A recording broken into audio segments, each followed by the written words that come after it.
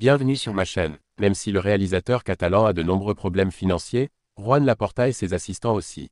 Les préparatifs du 125e anniversaire sont chaotiques alors que l'ouverture du Camp Nou continue de se heurter à des difficultés. Avant de continuer, prends le temps de souscrire et appuyer sur la touche de notification pour les futures vidéos.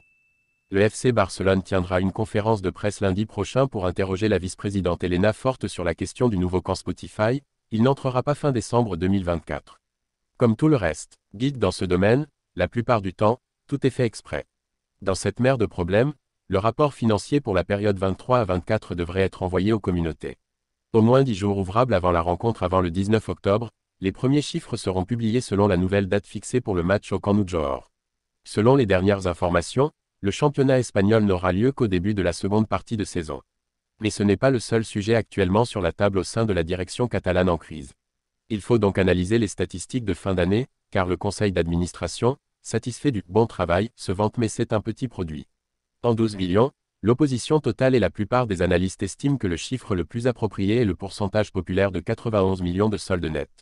Après avoir remporté le Sponsors Shield avec l'Inter Miami, l'équipe de Floride se dirige vers la première édition de la compétition dans son nouveau format, qui se déroulera cet été en Amérique. Cette Coupe du Monde des clubs est organisée avec 32 équipes.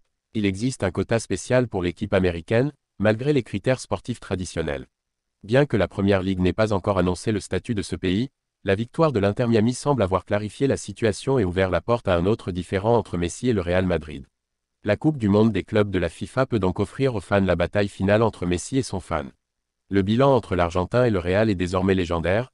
Messi a marqué 26 buts et délivré 14 passes décisives contre Mahomes en 47 matchs.